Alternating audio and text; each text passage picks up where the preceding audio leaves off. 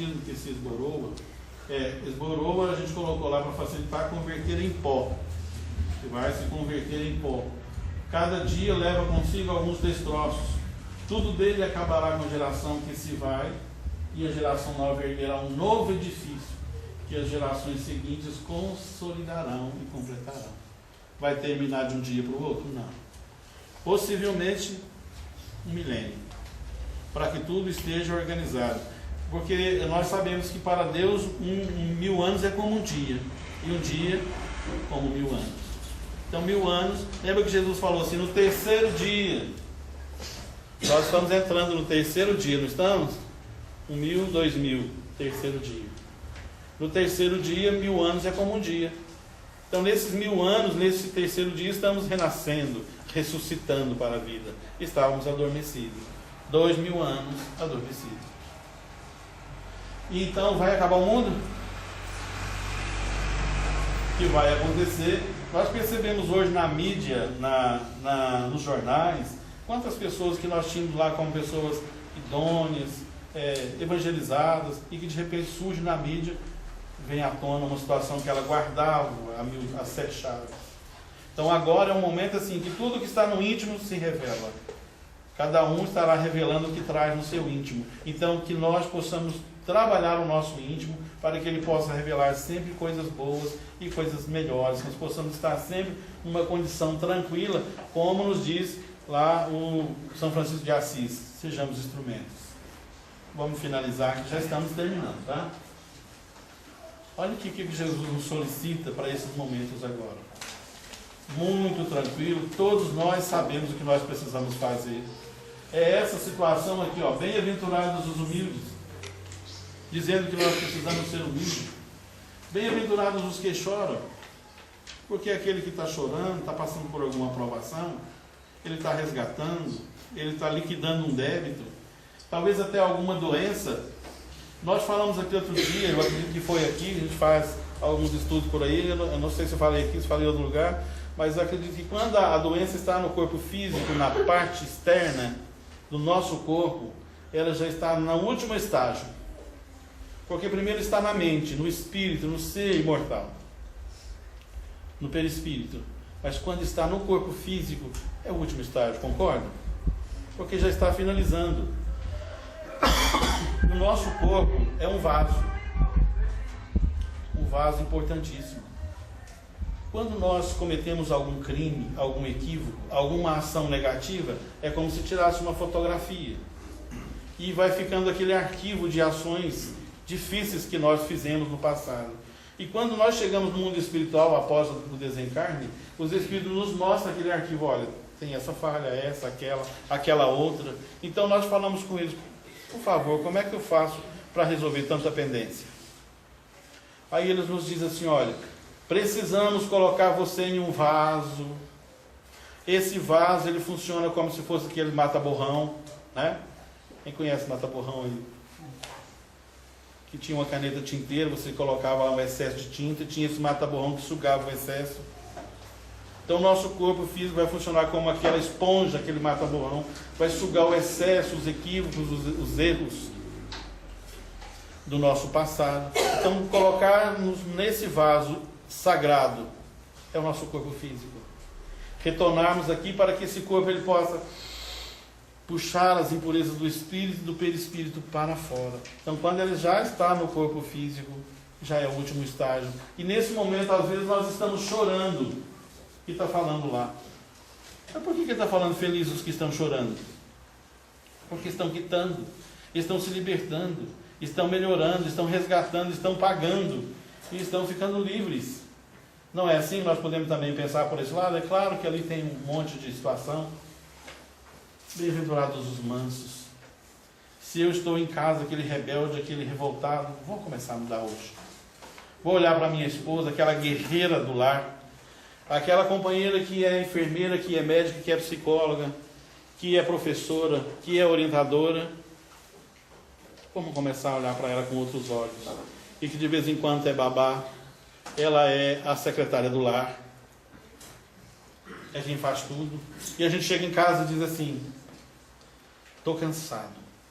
Aí de repente ela também está cansada e não diz nada, e ainda abre um negócio lá que parece uma prancha, e diz assim: vou passar roupa.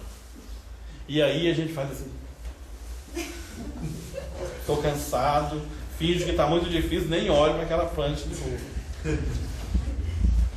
Então são essas heroínas, e que a gente precisa começar a observar e ser um pouco mais gentil, porque é um anjo que Deus coloca do nosso lado. E a partir do momento que a gente começa a reconhecer, retribuir com carinho, o que nós vamos receber de volta? Eu estou falando isso aqui para fazer média não, porque isso me cobra constantemente quando eu estou na minha casa e realmente chega aquele período que nós estamos realmente cansados. Mas será que ela também não está cansada?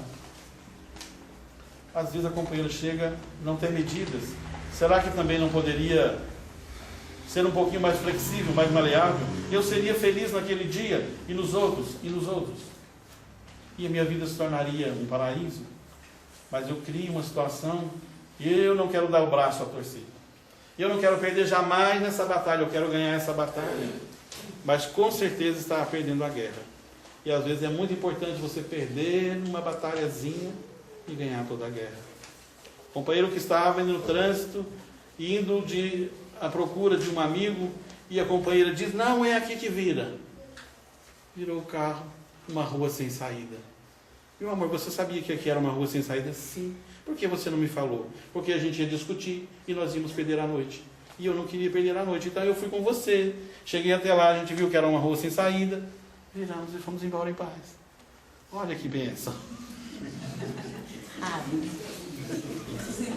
Tem que ser muito homem para fazer isso.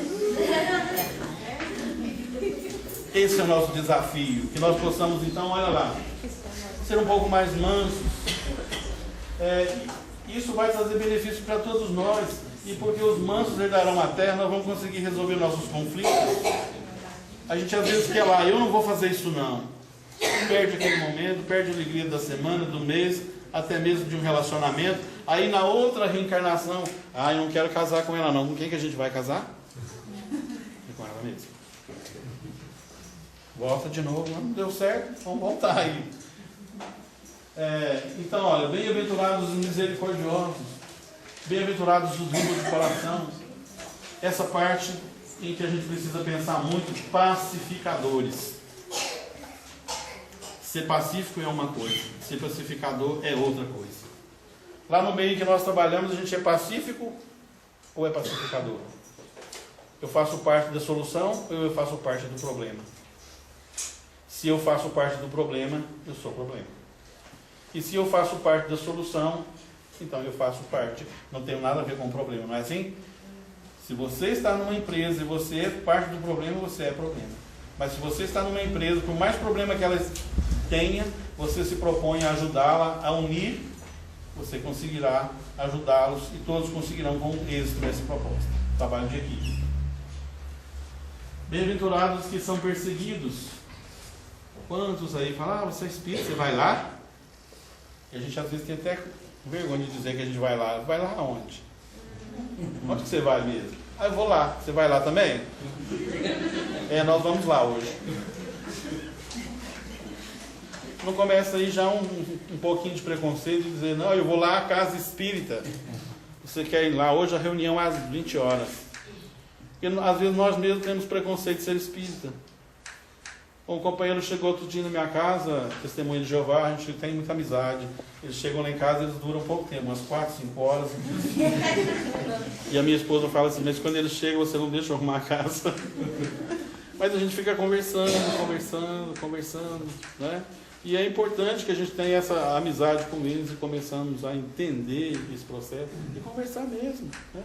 Vamos buscar essa fraternidade. Às vezes ali a gente chega para eles e fala assim: olha, o Espiritismo é evangelho, Espiritismo é sala de aula, Espiritismo é estudar o Evangelho do Velho Testamento e do Novo Testamento, mas não com cegueira, raciocinando, visando entender. E eu disse para ele assim: muitos pastores se tornam mentirosos quando vê um companheiro seu que entra numa casa espírita, que trabalha na codificação kardeciana. Porque eles chegam lá e falam: mas isso é aqui que é Espiritismo? Eu fico aqui sentado estudando o Evangelho? É isso. Então ele falou que lá é feitiço, que é macumbaria, virou falso profeta. Aí ele falou assim, olha, ele tinha deixado até uma mensagem, ele até esqueceu de deixar a mensagem e foi embora, porque a mensagem estava falando mal do Espiritismo. Aí ele pegou, lembrou de levar a mensagem embora. Caridosamente ele levou, né, no sentido de às vezes até de não me ofender. Bem-aventurados sois vós quando vos injurarem e perseguirem, e mentindo disserem todo mal contra vós por minha causa. Alegrai-vos e exultai, porque é grande o vosso galardão no céu. Porque assim perseguiram os profetas que viveram antes de nós. Então vamos pensar, nesta parte está a nossa cura, está a vivência dos cidadãos que estarão conquistando a vida plena no nosso planeta, nesse mundo renovado. Esse mundo construído através do suor, de dor e muita lágrima, de muito sofrimento de tantos irmãos nossos, que doaram suas vidas. Aqui mesmo nessa cidade, quantas perseguições foram feitas. O Sonel está aqui me lembrando aqui de algumas, de quantas pessoas que diziam que ir ao Espiritismo, lá na roça era assim, colocavam as filhas nuas num altar e ficavam embaixo orando, as jovens. E meu avô viu aquilo, chegou lá e disse para eles, meu Deus, tem nada disso, é um encontro em que a família perde a Jesus. Às vezes não sabe nem escrever o O com a boca da garrafa. Mas as pessoas achavam que eles colocavam as filhas nuas para adorarem. Criação, imaginando um monte de coisa. Quantas coisas dessas na nossa cidade? Quantas perseguições, colocando o povo na rua, para defamar, para perseguir, para humilhar, para que não seguissem a Jesus. E ele está dizendo para nós lá, alegrai-vos, se alguém disser algum mal, que você é espírita, não visita a sua casa, alegrai-vos. Porque você está raciocinando, procurando entender o Evangelho, e quem enviou a doutrina espírita à Terra é o próprio Cristo.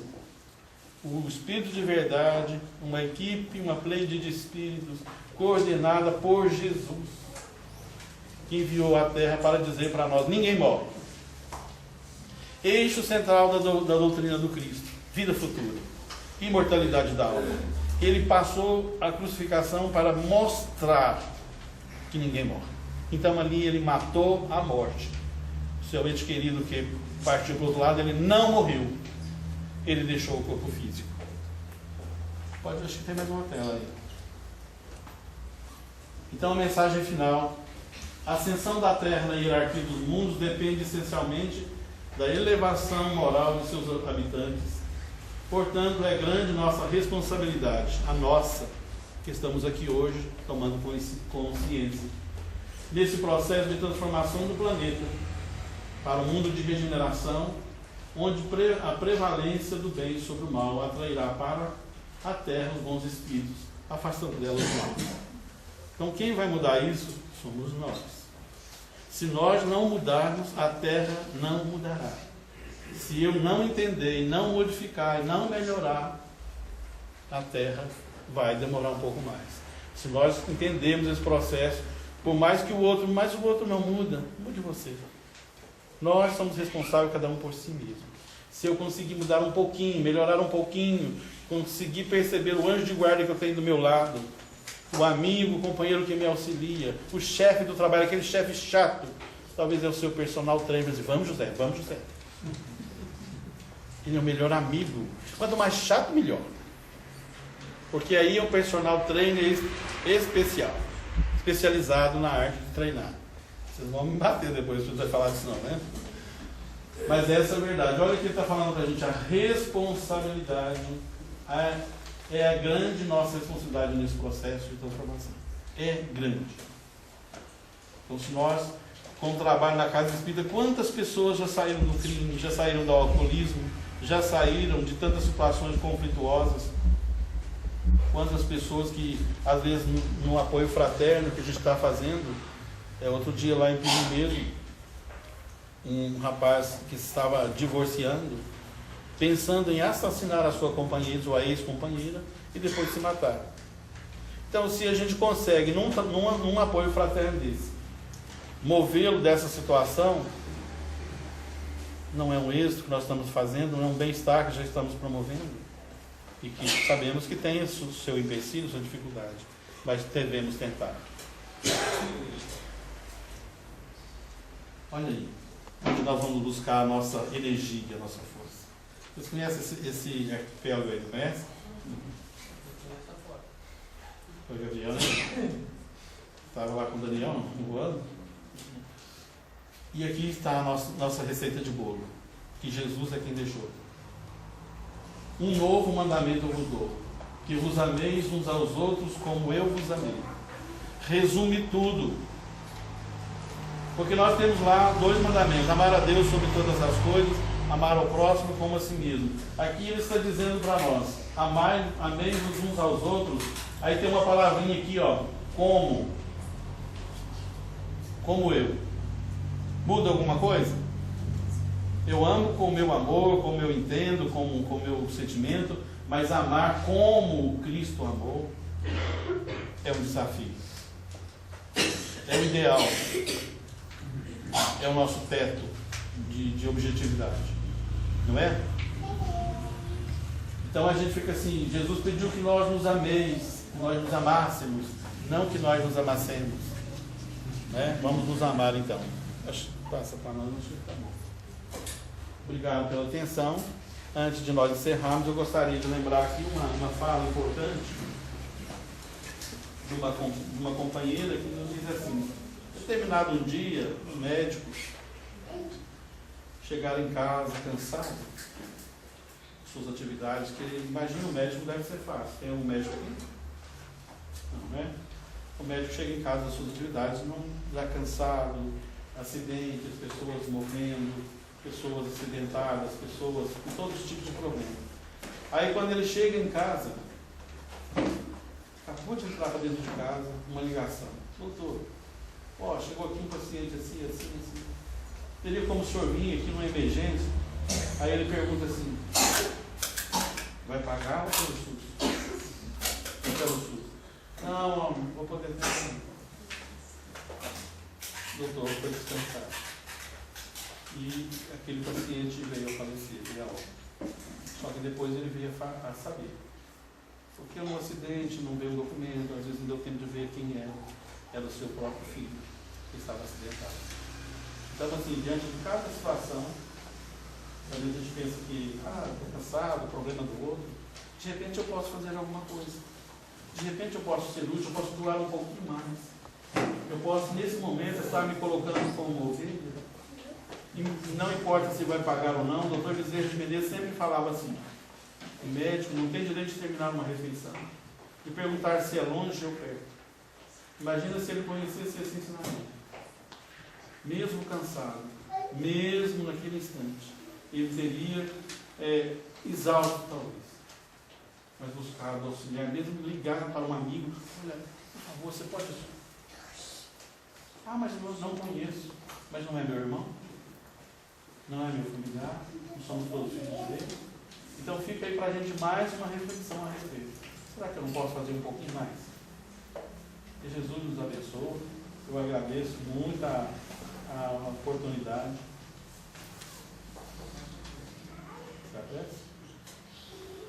Agradeço essa oportunidade maravilhosa.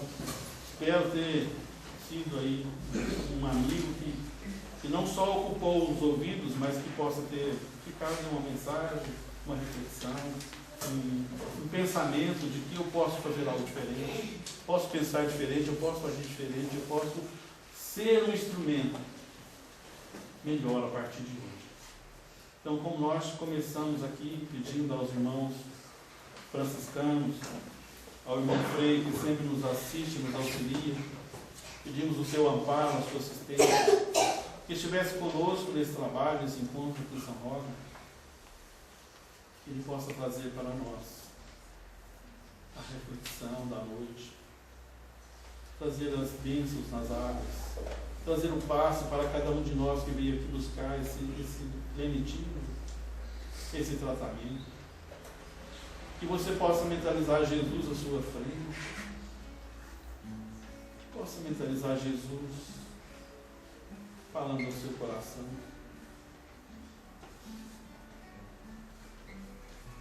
Oh, Mestre, todos nós. Nesses fluidos curadores, nessa energia verde, Jesus, possa traga a cura para cada um de nós nesse ambiente. Traga a cura para todos nós nessa região de São Roque, buscando dessa energia da natureza. Leva a cura às crianças, aos espíritos desencarnados, que possa ser lançado sobre nós a grande rede, e que os apóstolos do Cristo, os pescadores, possam se fazer pescadores de almas nesse mundo, de almas para Jesus. Pai nosso que estás no céu, santificado seja o teu nome. Venha a nós o teu reino. Seja feita a tua vontade, assim na terra como no céu. O pão nosso de cada dia nos dai hoje. Perdoa, Pai, as nossas ofensas, à medida em que nós perdoamos. Não nos deixeis, Senhor, cair em tentação. Livra-nos do mal, porque teu é o reino, o poder e a glória. Divino amigo, abençoe todos os trabalhadores dessa casa que abriram e prepararam esse tempo. Abençoe todos aqueles que são os fundadores e organizadores desse movimento, dessa região. Que eles possam se reunir e nessa semana fraternal sentir a tua bênção e a tua paz. Obrigado, Jesus, por esse encontro, por essas bênçãos que sobre nós caem nesse momento, sobre as flores que vêm do espaço, sobre as bênçãos que caem sobre os nossos leitos, sobre os nossos lares. Obrigado, Jesus, por poder ver, andar, por ter as mãos que nos possibilitam apertar outras mãos. Obrigado, Jesus, por tudo que nos deste, por tudo que nos dá. Muito obrigado, Senhor Jesus. Que assim seja.